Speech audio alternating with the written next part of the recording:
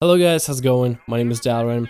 Today's video I wanted to show you guys some actual really good Subtlety gameplay, and I was very happy with the BG that I was able to run.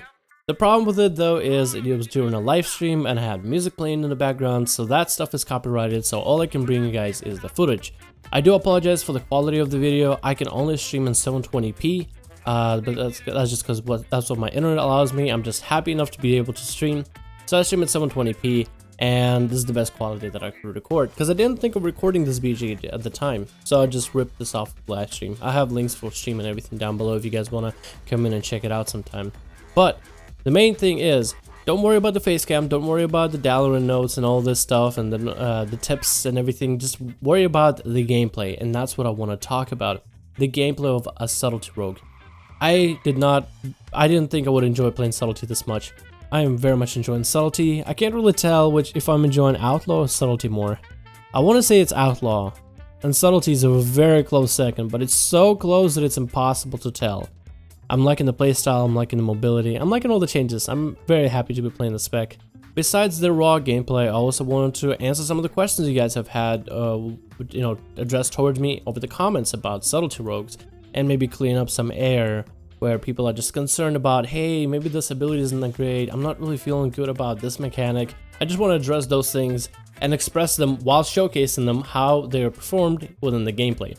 So the whole gameplay is for Subtlety is basically about shadow dancing. Every time you shadow dance, you're pumping out damage. And that's a pretty simple mechanic of it. Every time you have shadow dance available, that's where you got damage, your raw damage coming out. You got your douse that you can put up, you can stun lock enemies, and that's basically how you play Subtlety. Besides that, the damage outside of it really comes down to backstabs, and you usually don't want to use those. But it's okay, because as a Subtlety rogue, the more common points you end up spending, the faster you can get your recharges of Shadow Dance. And the fact that you have charges of Shadow Dance means you can use Shadow Dance in more than one way, use it in different intervals, and be able to force trinkets during one charge, and then be able to score a kill during the other, or use the third charge in order to catch up to another target. Like, there's a lot of flexibility to it, and I really like the whole charge system. Then there's the question of Shadow Dance and its cooldown reduction, and it just basically is like, hey, so how does that work? Basically, as a Subtlety rogue, you're supposed to spend a lot of combo points. You have a lot of easy ways to build combo points. You even have a whole talent bar in terms of how you build combo points, where you can have some abilities give you more combo points, or you invest 5 combo points to get like 36 over 12 seconds or something. Some crazy slice and dice style ability, buff upkeep. But basically, as a Subtlety rogue, just keep spending common points, and as long as you are investing common points into something, like at 5 common points or 4 or 3, usually you wouldn't want to do 5, it all depends on the situation. As long as you're investing common points into something useful, then you should be just fine as a Subtlety rogue, and you'll basically be rewarded for following the mechanic. And it kind of makes sense to have some kind of a cooldown reduction for Subtlety, because if we had 3 charges of Shadow Dance and each one of them was a minute long, that would have been insane, because Shadow Dances are a really short cooldown, so it kind of balances things out. Another question that I've heard people ask me is basically a lot of people have an issue with the idea that they took damage away from an Eviscerate, where Subtlety did a lot of like really bursty Eviscerate damage. Eviscerate got a bit nerfed in terms of damage, and Nightblade, which is the dot, the damage over time that Subtlety has, basically replaces Rupture, deals far more damage than Eviscerate. Like, if you allow Shadow Strike to tick its full duration, during those full ticks at 5 common points, it would have dealt more damage than a single Eviscerate. And people have had troubles with it and problems with it.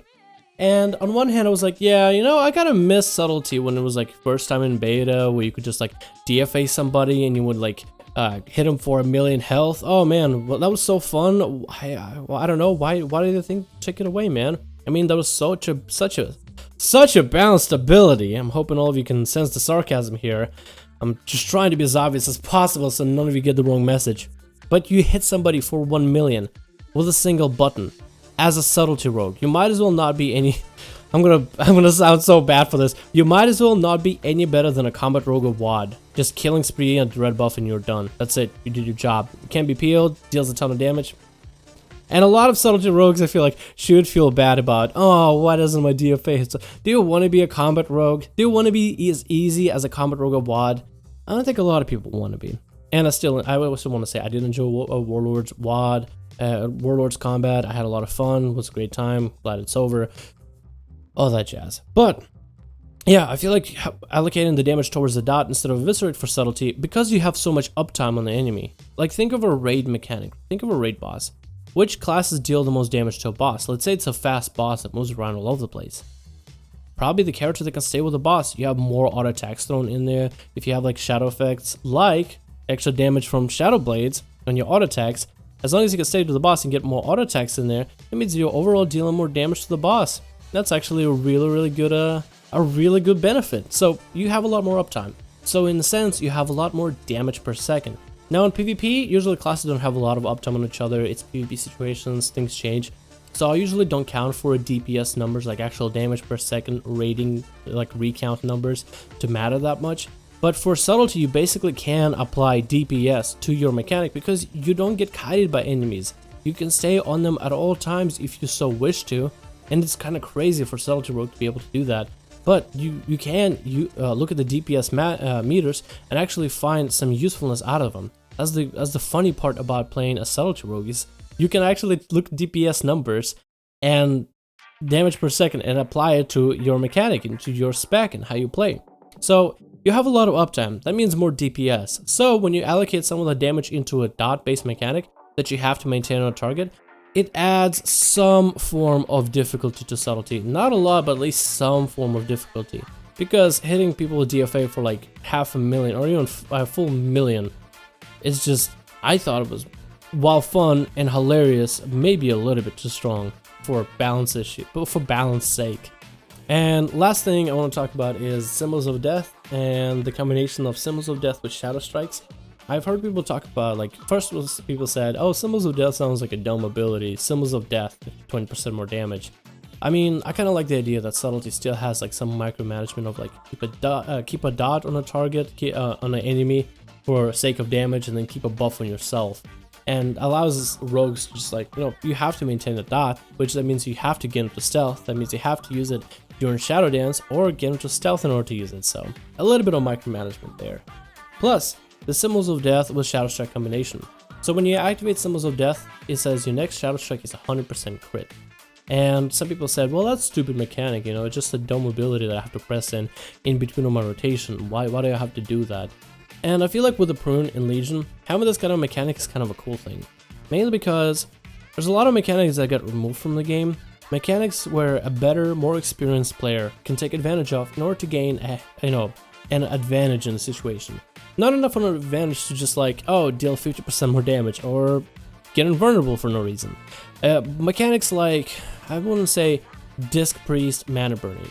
If a Disc Priest was a better healer than the other healer on like a 2v2 team, let's say you had a DPS healer versus a DPS healer.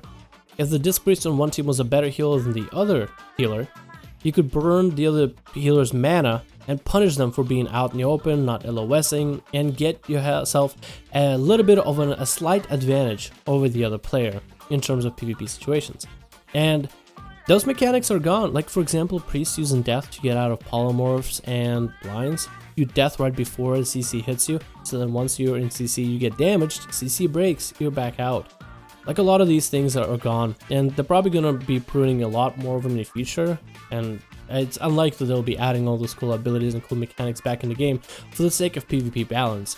But those mechanics are gonna be gone eventually, and it's kind of sad to see them go. So even a small mechanic like this one for subtlety to be in the game, I think it's kind of exciting, and it kind of breaks out the monotony of spamming Shadow Strike into a Nightblade, Shadow Strike into a Kidney, Shadow Strikes into an Eviscerate. So I think it's a cool thing, even though it's something small like throwing in a Symbols of Death before Shadow Strike. It requires some energy management and common point management to make sure you don't overdraw 5 common points. Like, it allows a better player who's a little bit more detailed in terms of the spec to perform better, and I always encourage that. But those are my thoughts about subtlety. Let me know what you guys think in the comments below about the gameplay that we had, the numbers, and my thoughts on the topic. Hope you guys enjoyed this video. My name is Dalaran, and I'll see you guys in the next video.